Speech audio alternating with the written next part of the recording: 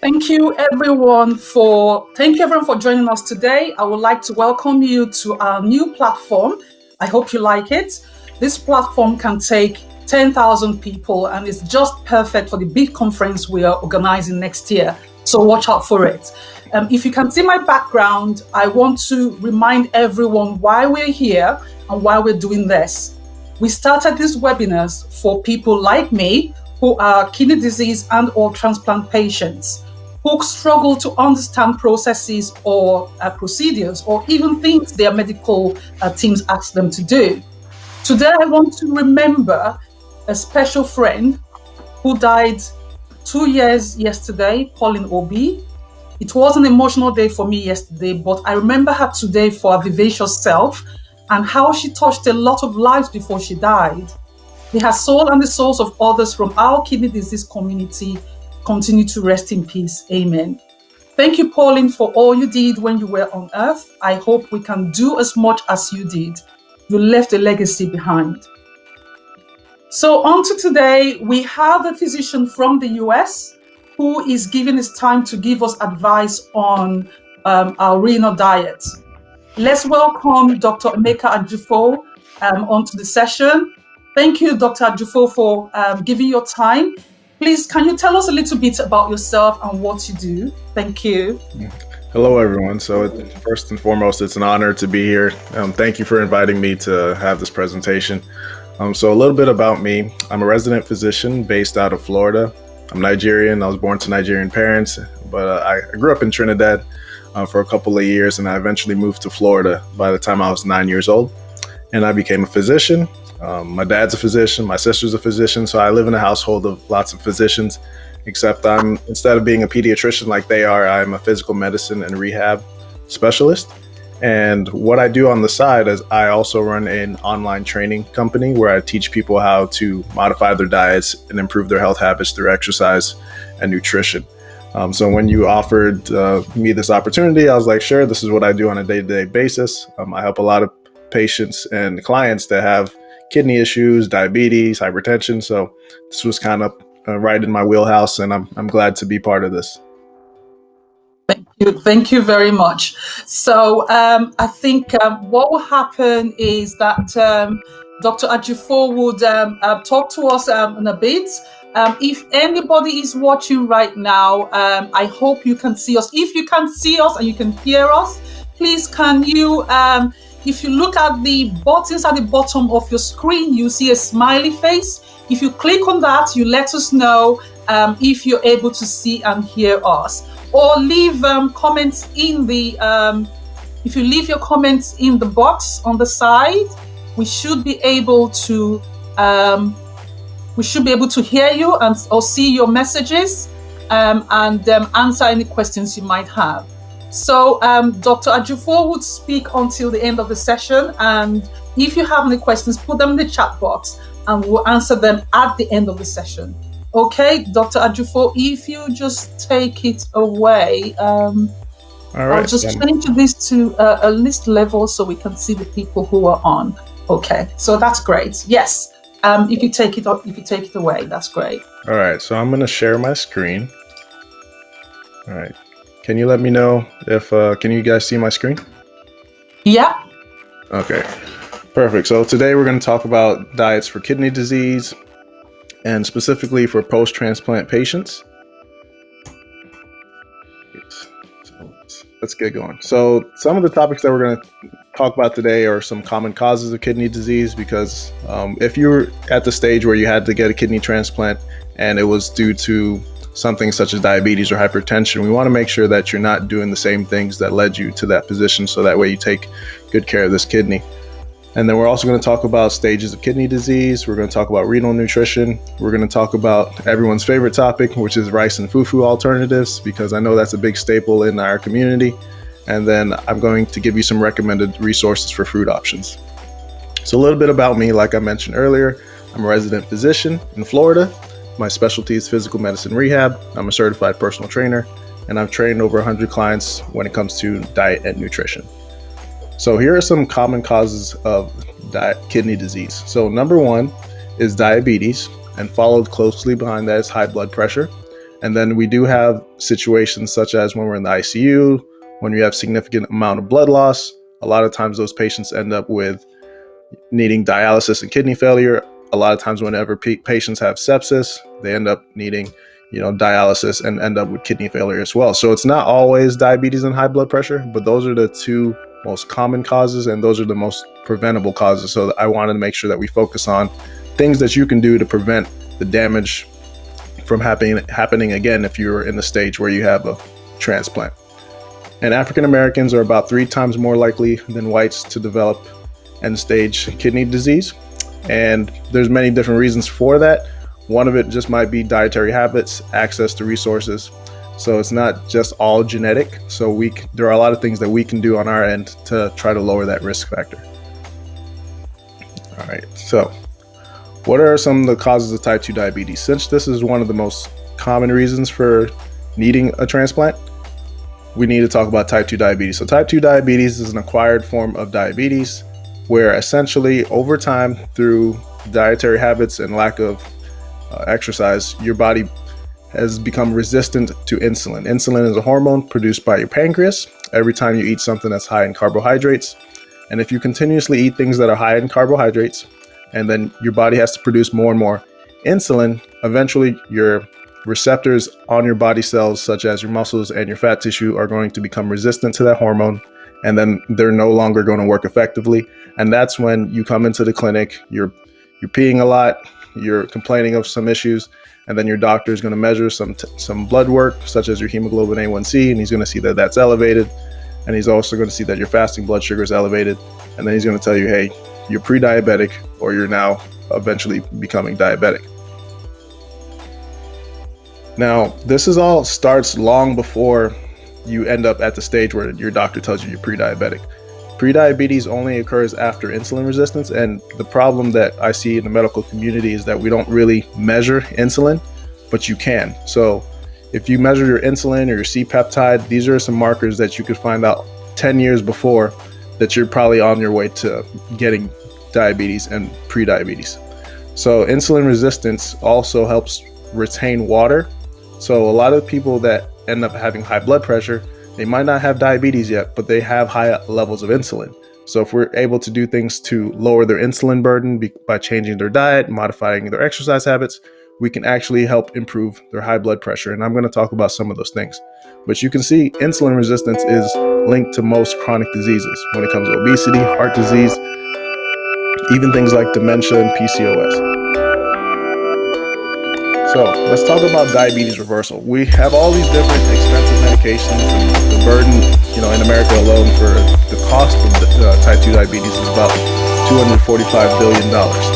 Yet these medications don't really reverse anything, right? The most effective way to reverse type 2 diabetes has actually been shown through gastric bypass, and I think that was by accident. But what people noticed is that after people have gastric bypass a couple of months after their surgery, because they're on such a calorie restricted diet, because all they can drink is like fluids, they end up reversing their diabetes. So if you just look at the mechanism, it's not because we cut out 90% of your stomach, it's because of the lack of calories and the minimal food intake. So there was a study done a couple of years ago which showed that intermittent fasting has shown to reverse the need for insulin in type 2 diabetic patients that needed insulin.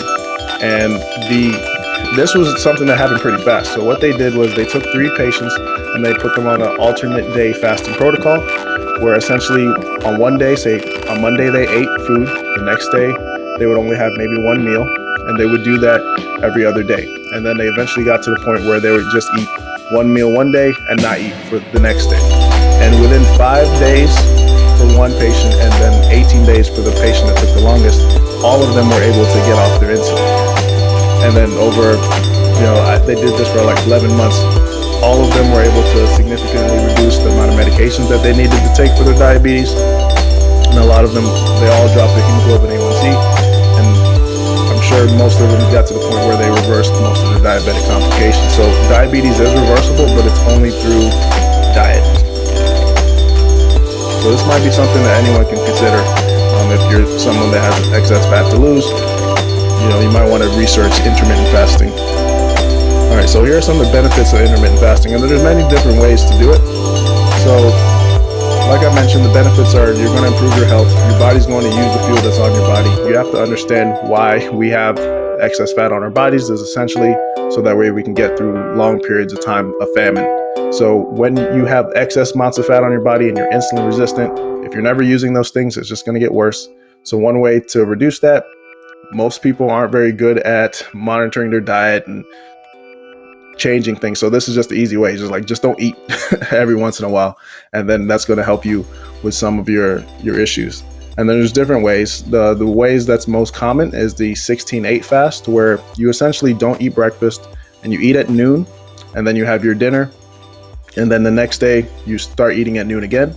And then there's the alternate day fasting one, which was done in that research study. And then some people, they like to eat for 5 days, and then 2 days they take some time off of eating. So there's many different ways to do it. You just have to find what works for you. But I think it's one of the easiest and simplest ways for people to just improve their health by giving their gastric system a chance to heal and not eating all the time. All right, so here's the different stages of kidney disease. If you're in the position where you needed a transplant, you're most likely in stage 5 or at least stage 4.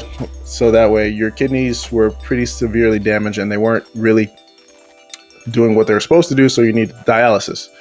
So each stage would essentially kind of have a different type of diet, but the thing that you need to consider the most is when you get to stage 4 and 5 is making sure that you're monitoring your potassium levels, because potassium is it's a great electrolyte. It's very important for your muscles, your heart function. However, when you get to stage 4 and 5, a lot of times people become what is called hyperkalemic. Their potassium levels rise, and that can affect the ability of the heart to pump. So that's one thing that you really need to consider up to that stage. And then prior to that, to reverse some of the things that we talked about, is if you're forming these chronic kidney disease due to diabetes or hypertension, the best thing to do would be to modify your diet the moment you start noticing that you're starting to have some of these complications. And that would be through fasting, low carbohydrate diets. And that's why I'm going to talk about some of the food alternatives that we can have in this African community that we love, so that way we can still maintain the culture that we have from our foods, but still not progress to significant amounts of kidney failure. So after you have a transplant, there are some foods you need to avoid that would relatively look healthy, and I'm going to explain why. So you're on a bunch of different medications, and some of them are immunosuppressive drugs. And these immunosuppressive drugs I'll put up on the screen. You have the steroids, you have all these other drugs. And the thing with the steroids, a lot of times steroids force you to retain water. And also, like I said, they're going to lower your immunity. So you need to make sure that your food hygiene is very strong. So if you really enjoyed like sushi and raw fish and raw anything, that's a terrible idea right after a transplant if you're on immunosuppressive drugs. You're also going to notice that you may have an increase in appetite, and your blood sugar levels are also going to rise because of things like steroids. So you really want to pay attention to your nutrition whenever you just went through your post-transplant. Because if you have an increase in appetite and all you have around you is processed and high in carbohydrates, high in sugar, and high in unhealthy fats, those are the things that you're going to consume, and it's going to just become an endless spiral that's going to take you to a place that you don't want to go. So some of the side effects, like I mentioned, you will potentially gain weight, so that you need to incorporate some sort of exercise regimen into your life, at least 3 to 4 times a week for 20 to 30 minutes each time. And you may also notice that you're going to have a lot of salt and fluid retention. So that's going to be a fine balance that you and your physician want to kind of work on. So some people, they cannot consume that much water because they end up becoming fluid overloaded. And especially if you have any other comorbidities in your lungs and your heart, you want to make sure that you're not over consuming water. But a safe level of water for most people would be around 2 to 3 liters a day. All right, so here are some high-risk foods. So grapefruit in general, or grapefruit juice, is not a very good thing to consume because there's there's a CYP4 A4 receptors that help you process this in your liver, and it also interacts with your medications. So a lot of times if you consume grapefruits, it's not going to allow you to process the medications that you're using for your post-transplant very well. You might have either an excess buildup of the medications, or you have a situation where there's some sort of interaction. So grapefruit's something that you just want to kind of stay away from in general after you've had a post-transplant. And then anything that's raw or unwashed is a bad idea. You don't want to get E. coli or any of these bacteria that would be pretty benign to somebody that has a functioning immune system. So you want to make sure that you're washing everything and you're cooking everything. So going to salads from salad bars, that's probably not a good idea. And then when it comes to raw and uncooked meats, just kind of stay away from those things. Make sure your meat's well done. I know my family always used to get like well done steaks, and me and my siblings would always get like medium. And it was kind of funny because we always make fun of that. But I can understand in this situation where it's very important that you make sure your food is cooked very, very well. And so I also mentioned things like sushi at the bottom, because those are things that could potentially cause problems that you wouldn't think about. And then like I mentioned, you may gain weight after this procedure. That's pretty expectable. So that's why, changing your habits are very, very crucial, because a lot of the weight that you do gain will be water retention, but some of it might just be due to the way that you're eating. So you want to limit high calorie foods such as sweets and pastries and anything that are super high in fat and sugar. So that way you can control your appetite and also you can improve your health. All right, and you're going to also notice that your triglyceride levels might be elevated after the transplant. And we have these things where we talk about high LDLs being bad, and HDLs being good. And in the setting of dysregulated blood sugar, that is accurate. However, if you're someone that is not insulin resistant, your blood sugar is fine, high LDLs are not problematic as long as you don't have super high triglycerides.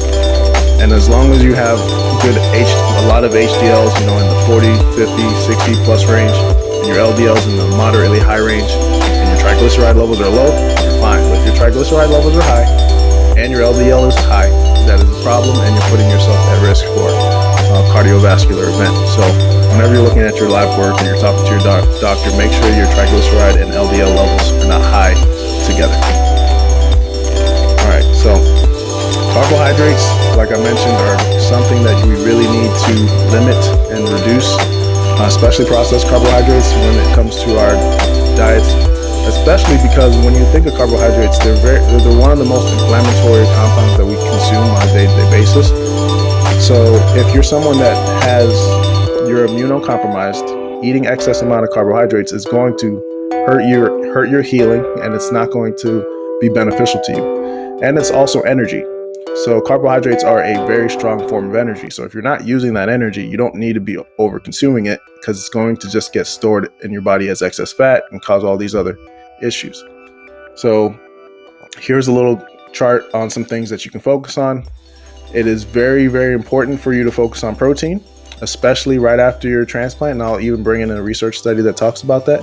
You want to have most of your carbohydrates come from things like vegetables that are appropriate. And then you want to balance your fats by using healthy fats from things like nuts, olives, avocados, cheese if you're not lactose intolerant. And then a low salt diet is something that you might need to also follow, because like I mentioned, you're going to be retaining a lot of fluid after your transplant due to some of the medications and the side effects of that, and also due to your altered kidney function. So there's no reason for you to be salting your food, and you want to look out for things like ham, bacon, sausage, all those types of lunch meats. Those things are really high in sodium, so it's probably a good rule of thumb to start looking at the excess sodium that's added to packages. Any of those prepackaged foods that are stored in the freezers for a long period of times and you put in the microwave, that's not a good idea for you. You want to stick to whole foods, things that if you leave it on the counter, they would probably spoil pretty fast, because that means it's fresh, it's natural food. It's not being packaged as a frozen dinner and using sodium as one of the ways to store it for long periods of time. All right. So this is a study that talks about the protein requirement in patients after the transplant. And it was a 28-day study, and they noticed that there was two different populations. In the control study, these individuals ended up losing about 1.3 kgs of muscle mass because they were under eating protein. So in the other the other group, the individuals ended up gaining about 3.2 kgs of muscle mass. So what this tells us is that there is a threshold in which if you don't have enough protein, you're going to lose muscle mass, and that's the worst thing you want to lose, when you're post-transplant or in general as a human, because you need muscle mass for you to move this whole skeleton that you have walking around. So the good number of rule of thumb for you is try to get 1 gram per kg early on in the post-transplant period to lead to making sure that you don't have a negative nitrogen balance, which is going to lead to muscle mass loss. So 1 gram per kg is for, say, a 200-pound person like myself, would be making sure that I get about 120 to 140 grams of protein per day. Okay. And then what about potassium? Like I mentioned, you want to make sure that you're not eating foods that are super high in potassium right before you get your post-transplant. So if you're a stage 4, stage 5 renal failure and you're potentially at risk for being hyperkalemic, you want to avoid these common foods which are high in potassium. But if you're in a position where you've had your transplant, it's functioning well, your electrolytes are fine, then all of these foods are okay, except for like the citrus juices. Stop drinking juice. Juice is probably the worst thing you can consume. If you want to get fruit, just eat the fruit. All right, and then here are just some safe parameters for the potassium in your blood. So 3.5 to 5 is perfectly fine, but when you start getting up above 5, you're at risk for your heart not functioning appropriately. So if this is something that your doctor is monitoring and managing, make sure they're aware of it. Okay, so this slide looks weird, but all right. So I wanted to talk about some of the alternatives for the foods that a lot of Nigerians like to consume, and Africans in general. So we all have this whole swallow thing that we grew up eating a lot, and typically it's made with pounded yam and a lot of these flours. The problem with that is it's an extensive amount of carbohydrates, and the soups are typically okay. The soups are mostly meat and some oils and a lot of plants. But when it comes to the things like the pounded yam, that is one of the reasons why there's such a rise in diabetes and heart disease and all these other things, because this is something that I know many Africans eat every single day. So here are some alternatives that you can use. My mom's made the cauliflower swallow. She made it sound like it was it was pretty hard work. She's like, it was a full day's workout. So the way she did it was probably not ideal, but this is a pretty easy recipe that you can follow to make cauliflower fufu, and that would be a way better alternative than pounded yam. And then almond flour it's easier to make than the cauliflower. As you can notice, it's about half the time to make it because it comes out in a flour. So if you use that, that's also another great alternative. But what you can notice is that if you make a cauliflower fufu, if you see the calories, it's only 91 calories, versus if you make the almond flour, it's 660 calories, right? And they're going to fill you up just the same. You won't really notice the difference in terms of how full you feel. So if you can opt for the cauliflower version, it's much better. And it's a very simple recipe. You just take the cauliflower, you cut it up, put it in a blender, and then you strain it, and then you put it in a pot. And then these are some other versions as well. You have the cabbage fufu, which is also really good in calories, only 131 calories. And then the eggplant version is 132. So those three would be my favorite to choose from. I know a lot of people are probably going to go for eating the almond flour version because it's easier to make and it's already in powdered form. But I would recommend, doing research on how you can use these other alternatives. You can cut down your calories by, into 10% of what you typically would be consuming, and you'd be getting much healthier in the long run. And then when it comes to rice, I know Africans enjoy the rice. Africans, Caribbeans, we all enjoy our rice. So you can actually even use cauliflower to make jollof rice and also fried rice. So here are some pretty easy recipes for that as well. And like I said, the calories are super low. You could still use all the other things. Is it going to taste exactly like rice? No, but it's going to taste close enough that you still get some of your cultural flair without some of the negative impact from having high amounts of carbohydrates. And then there's a wonderful website that you guys can go to that I recommend for a lot of recipes that are culturally appropriate for us, that are super healthy and can keep, like I mentioned, still allow you to have the things that you enjoy to have and not feel like you have to be completely restricted from your culture just for you to be healthy. Because I know that's a big hurdle in the African community, because most of the time when people write these dietary recommendations, it's for a generally Caucasian population or European population. So here is a place that you can go and still have all your good African food. And then when it comes to nutrition rules, here are some things that I talk to when I talk to all my clients. These are some things that I make sure that they're aware of. So the first thing is make sure that you're staying hydrated on a day-to-day basis. Typically, when people are being unhealthy, they're not getting enough water in their day-to-day basis because they're drinking things like sodas and Cokes. So try to get 2 to 3 liters of water every single day if your body can tolerate it. If you're starting to retain a lot of water and your lungs are getting impacted by it and stuff like that, then you might want to back off on that. But in general, try to make sure you're staying hydrated and just be conscious of the amount. Am I getting, at least 2 liters of water every single day? And then the second thing is, unless you're a child that's growing, you do not need to be eating breakfast for the most part. So it's very important that you start restricting how often you're eating. Most people eat from the moment that they wake up to the moment that they go to sleep. So if most people are awake for about 16 hours, you're eating for about 16 hours. Your body has no chance of healing your gut. It has no chance of using all that energy on your body as fuel. So what this does, by shrinking your eating window to about 8 hours a day, your body is able to start getting into the position where it's using both sources of fuel for energy, because your body is like a hybrid vehicle. A hybrid vehicle can either run on electricity or it can run on gasoline.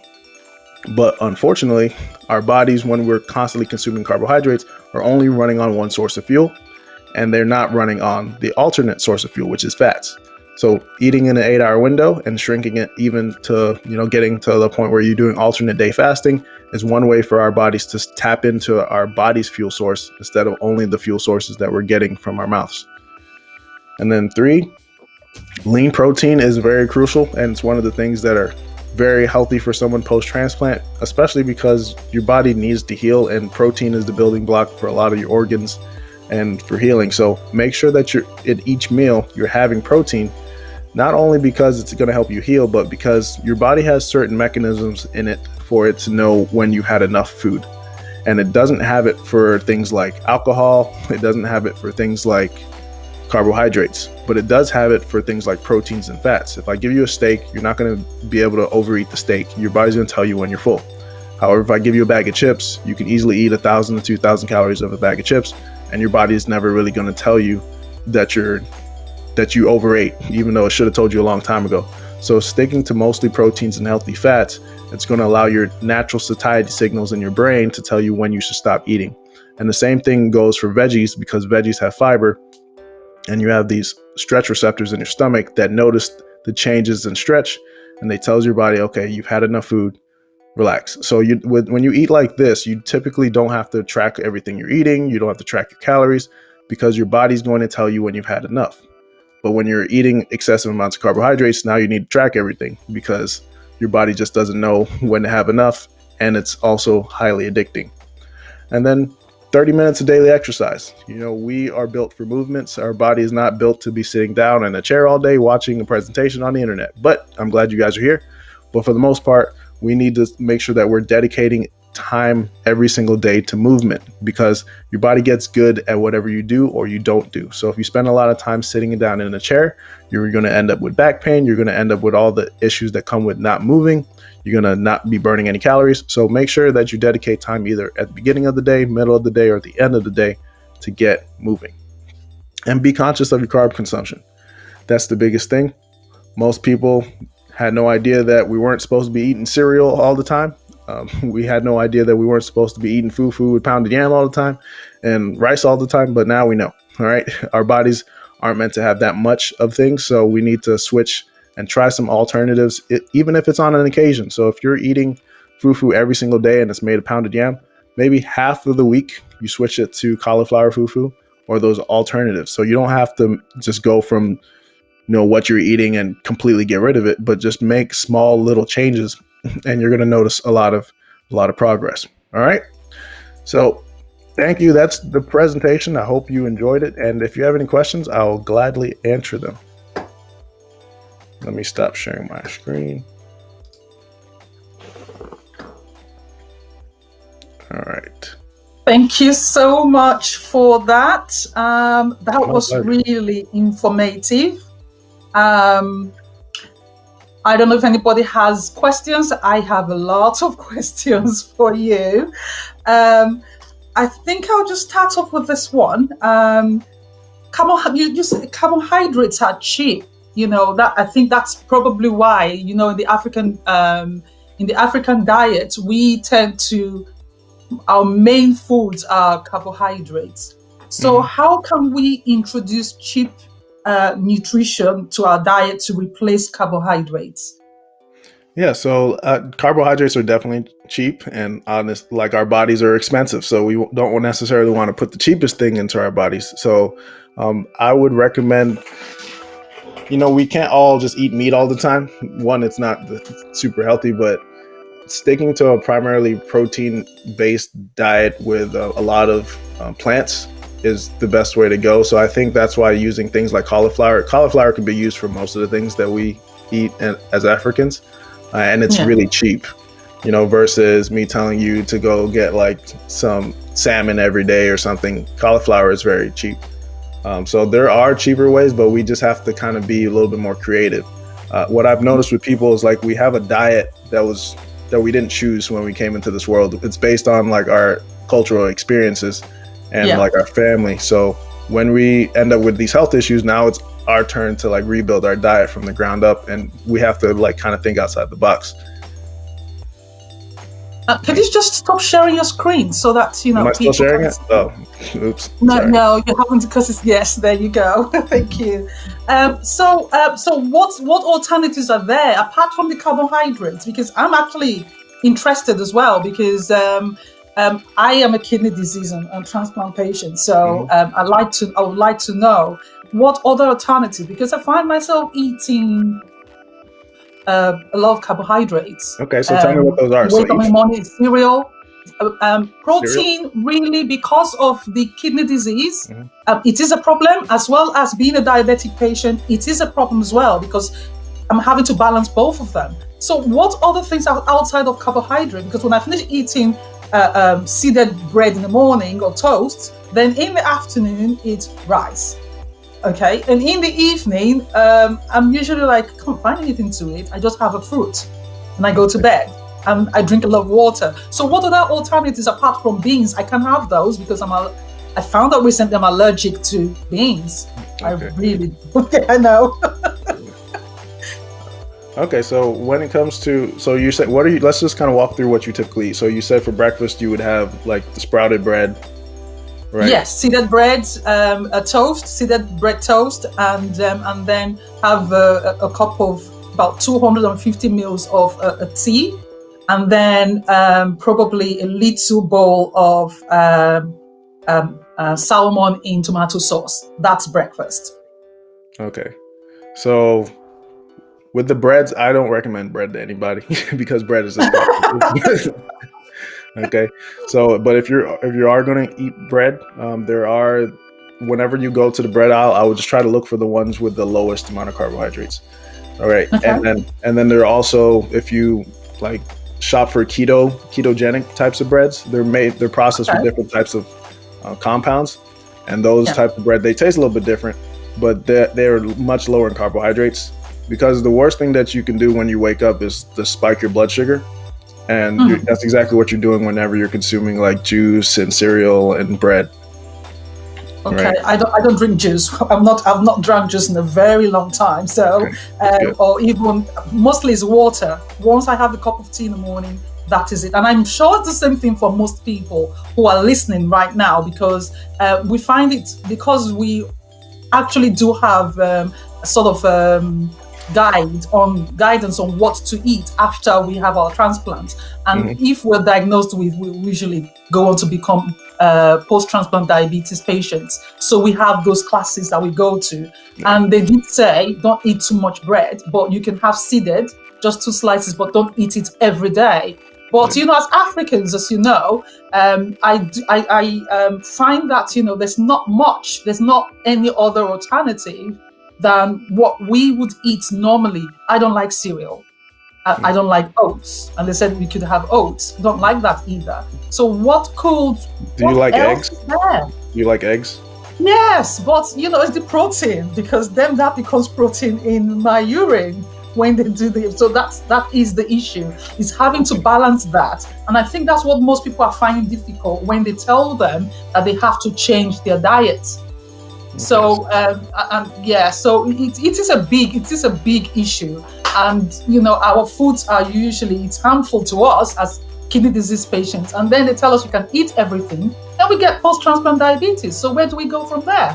Yeah, so I noticed a lot of the recommendations, well, a lot of the recommendations are kind of all over the place, but one of them is that you can have like whole grains and cereal and all this other stuff. And I look at that and I'm like, that doesn't really make sense, because you're forcing someone to become diabetic.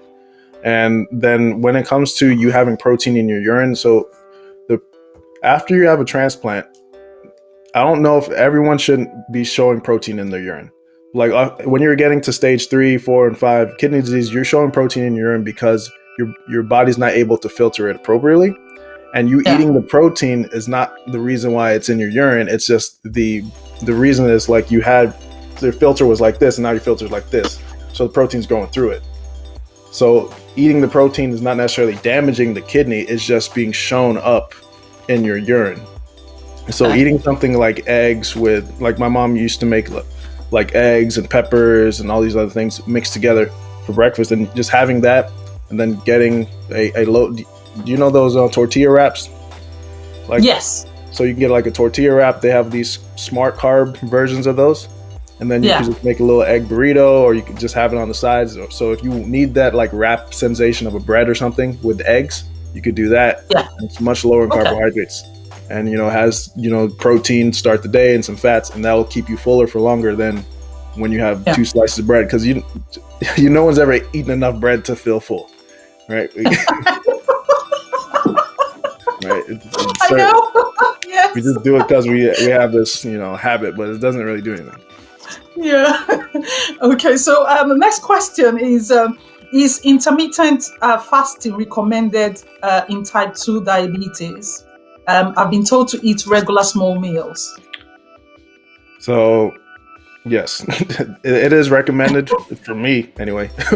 So this whole idea of eating small meals doesn't really make sense to me, because the reason why people become type 2 diabetic, aside from the post-transplant, but just in general, is because you're having chronically spiking your insulin levels to the point where your pancreas overproduces it and your body becomes insulin resistant. Okay, so if someone's doing that and I tell them to eat many small meals, let me see the research that shows that that's helpful. I don't think it exists, right? Versus, you know, we have multiple studies where when people have alternate day fasting, or they fast for extended courses, we're able to reverse their diabetes and get them off their medications. So and the reason why that's happening is because if you're not eating for long periods of time, your insulin levels are not going to be elevated, right? And once your insulin levels come down to a threshold that's appropriate, now your body can tap into its fat stores, because we all say insulin is a hormone that allows us to store fat, but it also prevents fat breakdown. So if you look at someone that's, you know, really athletic versus someone that has type 2 diabetes, and you look at their insulin levels, even when they're not eating, the normal person's here, the other person's up here. So when they start like some nutritional balance change or whatever, they notice they're not getting the results that fast because their insulin levels have been chronically elevated. So they start fasting, the levels come down, and then things start, you know, going in the right direction. Okay, so what is your recommendation then for people in terms of, you know, the insulin levels and stuff like that? Okay, so in terms of your insulin levels, the first thing is just to know what they are. Most people won't ever know what they are because most doctors won't test for that. Yeah. All right, but in general, if your doctor has already told you that you're diabetic and your hemoglobin A1C is already high, your insulin levels were high way before that all happened. Your insulin levels have been high for about, well, in post-transplant it's a little different, but in general, your insulin levels have been elevated for 5 to 10 years before your hemoglobin A1C has even changed. Okay, so that's a good sign that, okay, I just need to start doing those things. We don't necessarily need to know the number, but start doing the things that are going to help you drop off a little bit of body fat normally and quickly. Well, not quickly, but normally. And then that will tell you, okay, your insulin levels are starting to go down. And eating bread, sprouted bread every day is not going to help with that. I know, I'm being told off. I know I should. And I'm sure that people who are watching right now are having the same thoughts. We do try to see if we can, I do try to see if I can find alternatives in the morning, but it's really not as easy as you think, because you wake up in the morning, you're thinking, what do I eat? And then you go to the fridge, you open it, look at everything, and you think, I'm not having that. And your hand just automatically goes to the bread. So that's what happens. If anybody has any questions and you want to ask Dr. Ajufo a question, please, if you just indicate by raising your hand, it's right there on your screen. If you just click on the hand, and I'll bring you into the studio. So moving on, with intermittent fasting for type 2 diabetes, can I eat large carbohydrate meals in a 16/8 fast? So what would you recommend? Okay, so yes, you could. I wouldn't recommend it. So your body can't really process more than 30 to 40 grams of carbohydrates at one time. Okay, so for that's like a small cup of rice, right? So most people are having, most Africans would be having 100 grams of carbohydrates for dinner. Okay, so I wouldn't just try to overdo it. However, if you are doing this, if you're eating only 2 meals a day, and because you're fasting the rest of the day, you're still going to get results regardless. However, I used to wear a continuous glucose monitor just to see what my blood sugar was doing. And what you would notice is when you have that large amount of sugar or carbohydrates in your diet, your blood sugar is going to go through the roof. It's going to go really, really high. Right. And if you're not tracking it, that's not great. So I don't want you to go from eating small meals and your blood sugar's not getting super high to okay, you're eating 2 meals, but when you do eat, you're almost hyperglycemic. Yeah.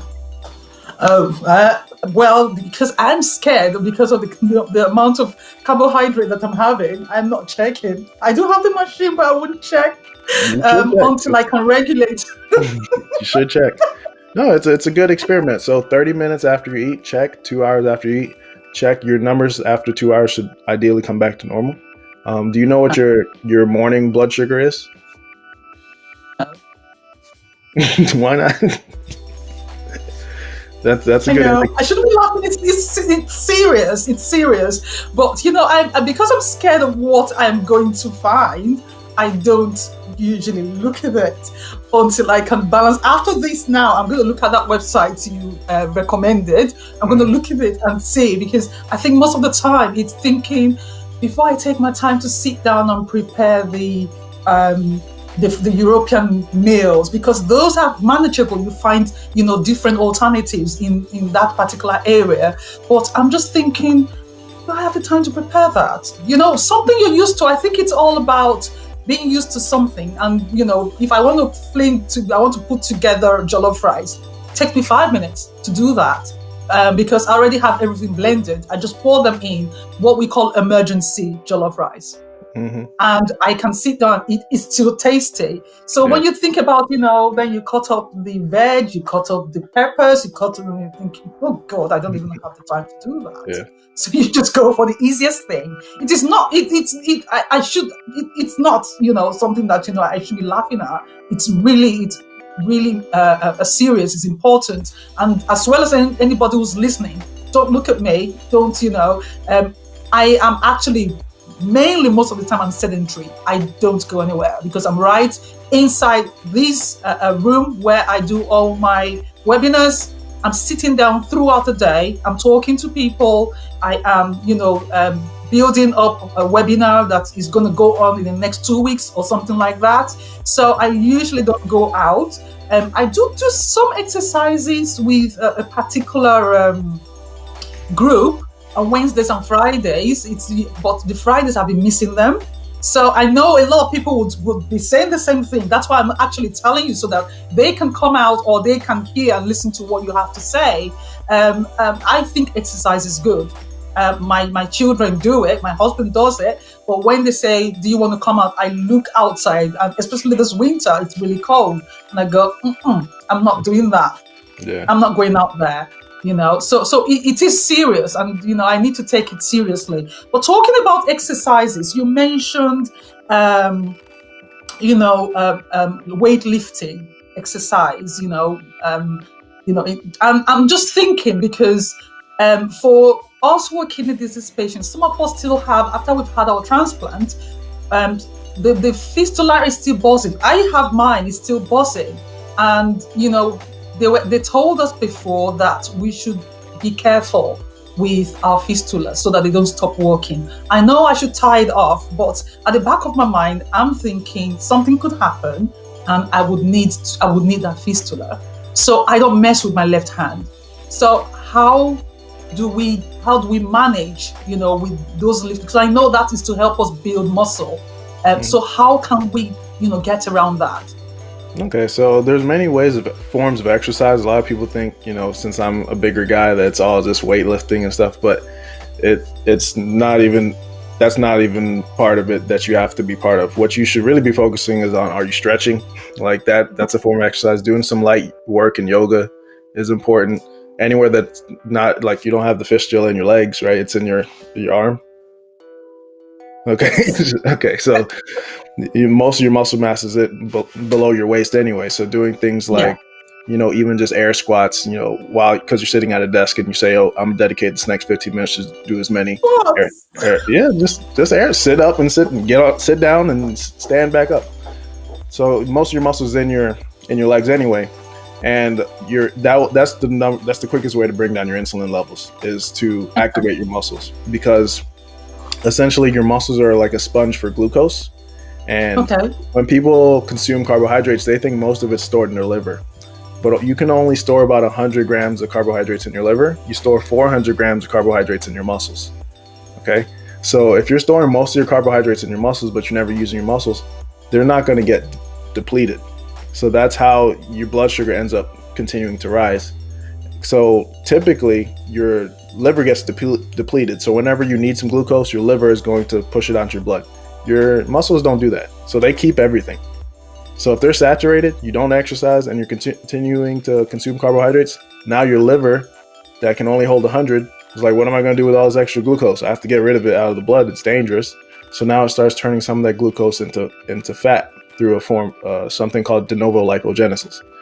All right. So to prevent that all from happening, start your day with some yoga, and use some of your body's movements, and it might be something that's easier for you to get into.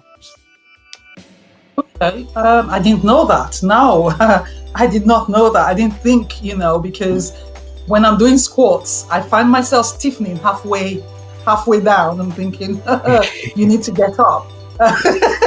I know. It is terrible. I have to sit on the chair because this lady's really good. The lady does the sessions, and she sort of encourages us to try and do those sit-ups, not sit-ups, squats using a chair. But halfway down, I'm thinking, why are you doing this, Hillary? Sit down. Usually, I'm out very quickly. But now you said that 400 in my muscles now. I think I'll take that even more seriously. And I hope anybody who's listening right now, you're thinking about that as well. And then going on to the next question, with COVID-19, turmeric and ginger are said to help immunity. Is this useful for transplant patients? So there's a lot of things that they've said are useful for helping with immunity. The number one thing is your vitamin D levels. So I know you don't. You just told me you don't go outside, so I'm sure No, use I some know. vitamin D. No, the government actually just sent a letter to say we should sign up for vitamin D tablet supplements, which they're going to give to us. But Yeah. I don't take vitamin D. I thought, being black is enough to No, help me with my vitamin D. no, it's the opposite. So the darker your skin, the harder it is for you to get vitamin D because we're naturally protected from getting sunburned, but that also Yeah. makes it hard for the sun's rays to penetrate our skin in order to turn our cholesterol into vitamin D. And vitamin D, we call it a vitamin, it's actually a hormone. So it's important in a lot of mechanisms in our body, one of those things being our immunity. So a lot of the research has shown that people that are on the lower end of having vitamin D typically don't fare as well whenever they get COVID.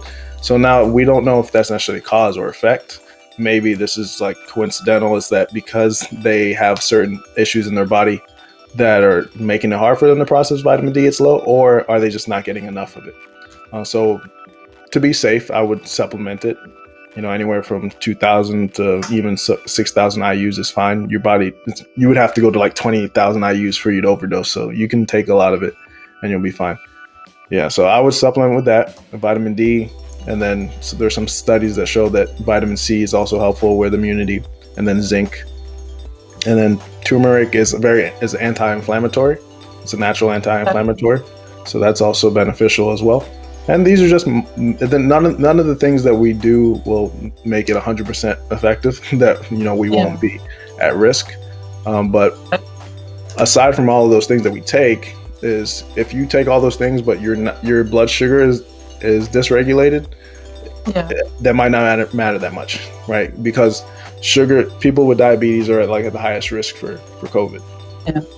Yeah. And so those are things that you need to fix. So that's why I'm so passionate about telling people you need to start fasting, you need to start lowering your blood sugar, you need to start lowering your insulin, because that's going to protect you way more than me telling you to take some vitamins. I think earlier on you said something about the time we should be eating. So what is the best time to think about eating breakfast? Okay, so if you're someone that can't find a good breakfast to eat, then I would skip breakfast. So typically, I think a good place to start is eating for 8 hours a day. So if you're eating breakfast and you're starting your day at 8 a.m. and you eat breakfast, now that means you're not going to have dinner. Right. So if dinner is a community event with your family, you might want to make sure that at least that meal is held sacred. So I would say, kind of get rid of the breakfast, or for the breakfast, just kind of keep it to having some coffee, or only having eggs with your coffee. So something has no carbohydrates in it at all. Okay, so that would be a good way to get yourself to the point where you're skipping breakfast, is having a low carb breakfast first. And then eventually, because when you start not eating breakfast, you're going to feel really hungry, right when you're supposed to be eating breakfast, because your brain's wired to expect something that you're not giving. Yeah.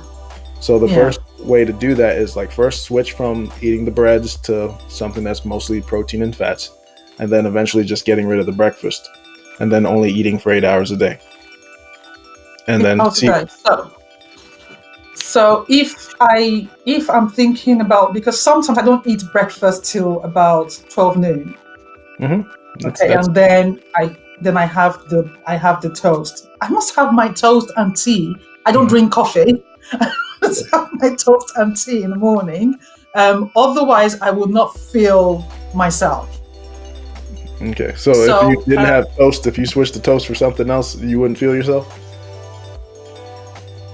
Yeah. I mean, if you tell yourself that, it's true. So it's what you tell yourself. Because it's from growing up in Nigeria, and bread is the staple. We eat in the morning, and and then that carries you up to afternoon when you have your lunch, and then evening, and that's just, I guess, it's culture and tradition, what we do. So yes, I could do that. But it's eating the protein, so I do the protein on one day. What happens to the rest of the week? I just default back to bread. Why? Okay. So that's why it's about, I would plan out your meal on paper, and then instead of eating with your mind, eat with or eating with your gut, eat with the paper. So if the paper says you're supposed to have eggs for breakfast, eat eggs for breakfast. All right. In medical school, we're taught about a tea and toast diet, which leads to deficiencies because there's no nutritional benefit to having toast. Right? There's nothing in it. You're not getting vitamins, you're not getting anything. So like a tea and toast diet will lead to certain deficiencies. So you need to be incorporating protein into your diet because your body's still healing. And because, like I mentioned, most carbohydrates are like a drug. Drugs, typically, you need more of them to get the same type of effect, and your body doesn't know when it should stop until you've overdosed. Bread is no different, right? We don't actually need carbohydrates in our diet. It's a non-essential thing because our body can produce carbohydrates. You don't eat carbs for a whole year and you're not going to become hypoglycemic. Why is that? Because your body has a process called gluconeogenesis where it breaks down protein primarily from your diet and then it turns it into glucose. But the difference between when it breaks down protein versus when it breaks down carbohydrates is the carbohydrates are broken down in like 30 minutes to an hour. Protein takes about 5 hours. So your blood sugar levels are much more stable throughout the day when you do that. But when you eat tea and toast, you're going to feel good for like an hour. You're going to wonder, and then you're going to be hungry in then 2 hours. Right. Yeah, okay. So with type 2 diabetes, I don't know, I'm just looking at this question. I should limit carbohydrates with kidney disease as well. Should I limit protein? Where do I get the ideal nutritional balance? Okay, so for the protein, I was trying to stay within that 1 gram per kg amount. So take your weight divided by 2.2, whatever that number is. That's how many grams that you should be consuming. Can't find my pen because I need to write that down. So it's take my weight and divide by 2.2. 2.2. Okay. Yeah, and then try to stay on that 1 gram per kg. So that'll tell you what your weight is in kgs, I think. And then you want to stay about 1 gram, plus or minus, whatever. But you want to make sure you're at least hitting that requirement because, like we saw in the studies, like after these people had these post transplants, a lot of them lost muscle mass. You don't want to lose 2 kgs of muscle mass. That's 4 or 5 pounds of muscle, like of leading tissue. Well, I know because I found that I lost a lot of weight. I'm not because I wanted to, and that actually puzzled me. Now you're talking, I'm actually thinking. So that must have been what happened. So I need to reverse that now and follow your advice. And I hope people who are listening are thinking the same thing because I'm sure that people are thinking just like I am. Questions are coming in. And then, can fruits worsen diabetes due to sugar content? That's the next question. Yes, they can. So if you're someone that doesn't have diabetes and you're metabolically healthy, fruits are fine. However, if you're already someone that kind of lives where your blood sugar is elevated, now fruits have become a part of the problem. And I see that in a couple of my clients, and it makes it really difficult because they eat fruits for every meal. And I'm like, and they're like, oh, fruits are healthy. I'm like, they were, but they're not healthy for you anymore. Right. So you need to kind of take like a little vacation first from anything that has high amounts of carbohydrates that are fast digesting. So most of your carbohydrates should be coming from vegetables. So what about mango? Is that good to have as a diabetic disease patient? I mean, it's not terrible, but like I said, any type of sugar at the point when you're what is your goal? If your goal is just to continue to live your life and like slowly not make any progress, but like not severely get worse, then have fruits versus having cereal or something. But if your goal is to reverse the amount of medications that you're on or to reverse some of the impact of your diabetes and lower your blood sugar, fruits have to be considered in that equation. So if you're eating fruits for every meal, then maybe have it just for one meal. Or the best time to have a fruit would be, either right before or right after your exercise. Because when you're exercising, the first source of energy it's going to use is going to be from that fruit. So if you're going to go take a jog or something, eat a banana, at that time, or eat the mango. But don't go to sleep right after you ate a mango, or don't eat like 10 pineapples and then say, I'm going to take a nap. Okay. Okay, that's great. Thank you. I didn't know that. I'm just starting to know that. So, is Maggi harmful in kidney disease? Is salt a better alternative in cooking? Isn't Maggie have sodium in it? Yeah, it does because when I got my transplant, before I got my transplant, I was told that I couldn't cook with. I should stop salt. I should try and limit my salt intake. So I cut out salt altogether. And I asked about the Maggi, and they said, yeah, you could use those, but within limits. Now, what is within limits? They said you can use spices to give your food taste, but if I'm using spices, I'm not too sure where I'm going with that. Yeah, so I'm trying to see how I'm looking up how much sodium's in Maggi cubes, but typically what you would do is you would look for low sodium flavoring and seasonings. Okay. Yeah. So some of them actually taste like salt, but it's not salt. Yeah. So it's similar with like sugar. You have like natural sweeteners like monk fruit, which don't have nearly as much impact on your blood sugar, but it still tastes really sweet to you. So I would do the same thing with the salt. So whenever someone says salt, they think it's like only the salt that you're pouring on your food, but no, it's everything that has sodium in it, and sometimes you can't even taste it. So I would just look at the labels, and definitely stay under 2 grams, but it's going to be based on like your own individual kind of goals and issues.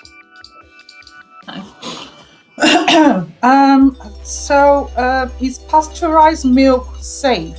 Is plant milk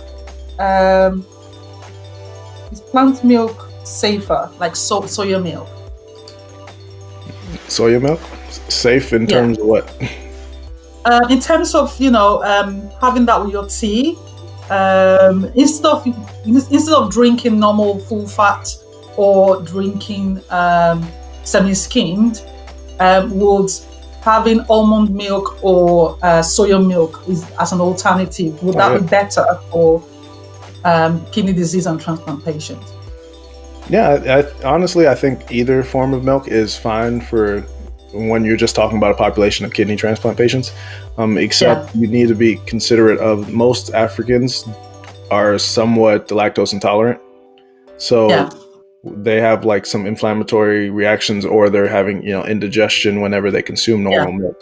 So, using something like almond, that's myself. So I can't have normal milk. I only drink almond milk. And the good thing about almond milk is I get the unsweetened version. So don't say, oh, I got almond milk, it's healthy, so I'm gonna get the sugar vanilla version. No. All right. So yeah, you can get the unsweetened ones. Get the unsweetened version.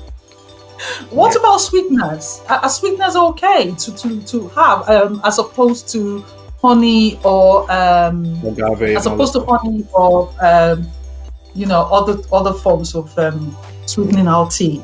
Yeah, so I know sometimes people are like a little skeptical about artificial sweeteners because there are some studies on some rats that they tried to overdose with these things and said they led to cancer. But you would have to be like consuming like a bathtub worth of these artificial sweeteners to get to the same amount that they were giving these rats. So for the most part, artificial sweeteners are a good bridge to get you to kind of wean yourself off of sugar. And there's things like monk fruit, which is a natural sweetener that's fine. Stevia, Truvia, all those things are fine. Yeah. So those are fine with having with tea or coffee. Yeah, that's way better than consuming sugar. However, what you need to also be aware of, sometimes these sweeteners will increase our appetite.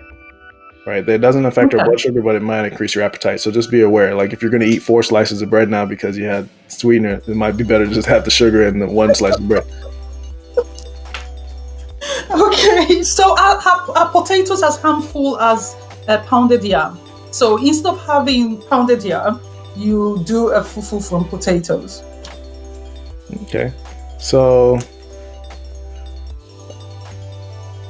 they're pretty much going to be the same thing, because if you're taking the potato and you're turning it into a powder, you're taking all the water out of it, and then you're re-adding water later. All right, and that's the reason why pounded yam is like if you ate a yam, like we've had baked yam, that's you can't eat that much of that. Right? Versus when you take all of the water out of it, you turn it into pounded yam, and then now you have all this powder of yam that's now like high in carbohydrates. So they're very similar. So that's why I would switch to all those other versions that I kind of talked about in the presentation. Okay. What about just straight eating the potatoes, either sweet or unsweetened? Yeah, if you're gonna eat a Are they? potato, that's fine. So the good thing about a potato is that it has a lot of water in it. Yeah. So that water fills you up. So like potato chips are really unhealthy. Why? Because the potato is bad? No, that's because you took all the water out of it and you dried it. So now you have to eat so much to feel full. But when you have the water still in the vegetable, you can't. Yeah. No one's gonna eat 3 potatoes, but you could eat 3 potatoes worth of potato chips. So, would you recommend the Atkins diet in diabetes or kidney disease? Yeah, I would recommend it. I just don't like so the Atkins diet is essentially a low carbohydrate ketogenic type of diet. Yeah. And in general, I think that's a good way for most people to live. However, whenever people start hearing the word diet, they think it's temporary, and it shouldn't be temporary. Like there's no stopping point to this. You're predominantly, everyone should have like a baseline meal, baseline eating pattern. All right. So mine is primarily a low carbohydrate eating pattern. Do I have carbohydrates in my diet? Yes. But my baseline is low carb. So I start my day with eggs if I eat breakfast at all. Sometimes I don't eat breakfast. Most of the days I don't. Right. So like I think that would be beneficial for most people because we live in a society where it's really easy for us to consume carbohydrates because like you said, it's that's true. To grab. It's just the easiest. Everything that is stored in our house, 80% of it is carbohydrates. Right? Tell me about it. No preparation at all. You could just reach for it. But if you had to go make the bread, you would need it because you would have to go do all these things. You have to roll the dough and pound it and put it in the oven. Then you probably stop eating bread. Yeah. Okay. So what about ripe or unripe plantain? What is your advice on that? Should people be having that or not? It doesn't matter whether they are kidney disease patients or transplant patients or just normal people. What is your advice on having a lot of that? Well, like I said, all diets should consider the health of the individual. So plantains are typically okay, except we do deep fry them, and that can be something that we need to evaluate. You shouldn't be eating deep fried plantains every single day. Like I would say try to find that in moderation, maybe once or twice a week, but that shouldn't be like a daily thing because it's essentially. So even if it's sort of like not very often, probably once in 3 weeks, once in a month, that's okay. Yeah, definitely. If you're only doing it like once a week, it's nothing. But it shouldn't be like the foundation. Like I said, you need to have a foundational diet, and plantain shouldn't be something you eat every single day. Okay. So what would be your final advice to people who are listening? I don't know if anybody has any questions. You can actually just click in the chat box and ask your questions, and then we can put them right onto the screen. Does anybody have any questions? If you don't, then Dr. Ajifo would be just saying, giving you his final advice before he goes. Anybody? Okay. So, Dr. Ajifo, what advice do you have for people who are listening right now? Okay, so lifestyle modification is difficult. And one thing that I tell all of my clients at the beginning is that there's 3 components to being successful. And the first part is education. So we need to constantly be lifelong learners when it comes to how our bodies work. And I don't mean like just watching an ad on TV or just whatever pops up on your social media, but actually do research and with medical literature and stuff like that are easier enough for you to digest, to learn how your body works, right? Because the more you know, the easier it is to justify the decisions that you make. Like if I'm telling you how many carbohydrates are stored in your muscles and all that stuff, you're gonna be like, oh, maybe I should start exercising, right? If you know all these little things, it's easier for you to kind of come up with a plan. And then the second part is accountability. So you are stuck in a pattern that you built over years and years and years. So it's going to be really hard for you to break through those patterns without someone to help hold you accountable, whether that is a spouse, a best friend, or a coach. So find someone to help you keep you accountable, especially someone that's better at what you're trying to do than you are. Right? You don't want someone worse than you try to hold you accountable because they're like, yeah, it's okay. You know what? Let's Somebody who would actually send you what you're not supposed to have as a present, and you don't have any other option than to eat it. So yeah, I would exactly. say So you don't it's want those Christmas. people in your life. Moderation. Or should we just forget about diet for Christmas and just enjoy ourselves, and then we can go back to dieting? That's on and off dieting, isn't it?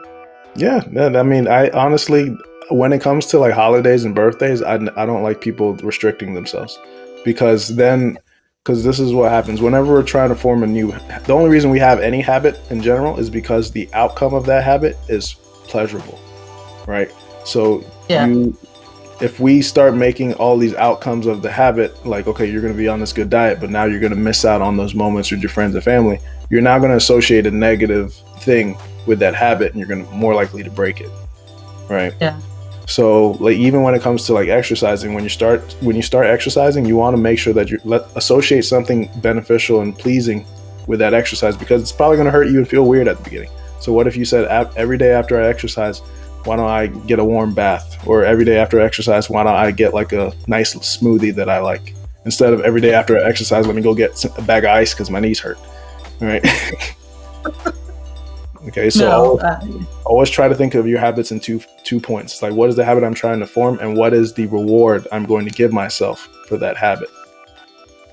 All right. So just train yourself like you would train a kid, like that you want to.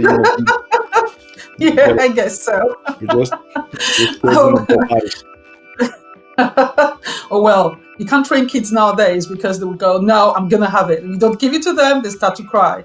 And just for peace, you go, here, have it, and just go away. So, when our body does that, we're like, okay, then you can have it. We can diet tomorrow. And I think that is something most of us go through.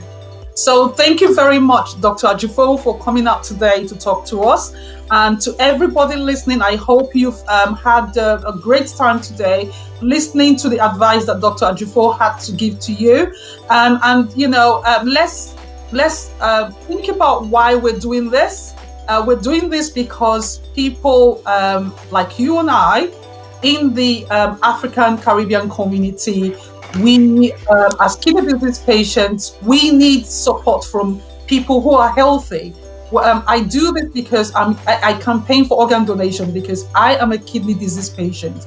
And I was a kidney disease patient for 10 years before I got my transplant. I'm still a kidney disease patient, but I'm no longer on dialysis. And that's because a mom who lost her child agreed to organ donation.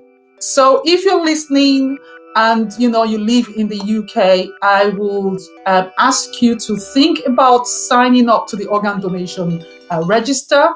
Register your decision and let your family know. Speak to them about your decision. Let them know that you have signed up and you want your wishes to be kept when you die. It could be today, it could be tomorrow. Before I became a transplant patient or a kidney disease patient, I never thought about it until I needed one. Don't wait until it's your turn or the turn of somebody you love. It could be your father, mother, sister, daughter, friend, cousin, and nobody likes to see their loved one in pain. So don't wait until that day when it is too late or you have to run around looking for people to come forward to donate to your loved one or to you. It took me 10 years. I waited 10 years because in our community, we do not donate. We do not like to sign up to donate organs, although we do give to family. So today, all the events I've been putting on is just to keep that hope, keep that hope going for people who are on the transplant list, who are waiting for somebody to come forward or for that match to be made so that they can get a transplant and come off dialysis. Getting a transplant is not a cure, it is a treatment. And that is why we need people like you to sign up to the organ donor register. We have a lot of videos on our YouTube channel. It's also on our Facebook page, which is Warriors, Survivors and Heroes on Facebook. And you can go there and rewatch those videos. Last 2 weeks, we were talking about employment issues that people with invisible disabilities go through in the workplace. If you are a kidney disease and transplant patient, and you are considered to have invisible disability, you can go and watch those videos. Thank you for coming on today, and thank you to Dr. Ajifo for giving us his time today, over an hour today, to talk to us about a renal diet for African Caribbean kidney disease patients. Thank you so much, and I hope to see everybody again. It won't be this year, because this is our last webinar for this year on our new platform. This is our first time on this platform, and as I said at the beginning, it can take up to 100,000 people, and we are planning a series of events next year. So watch out for it, and watch out for our adverts on social media, online and offline as well. And we hope to see you then. So until next year, happy Christmas in advance. And we'll be putting up short videos on our Facebook and our Facebook page, Twitter and YouTube as well. So do go on there to see what's happening, what we're doing in the meantime. And if you have any questions, you can come straight to us, either through our email or through our Facebook page or any of our social media platforms. So thank you very much, everybody, for coming on. And thank you again, Dr. Ajifo, for coming out. We really appreciate it. Thank you. My pleasure. Y'all take care.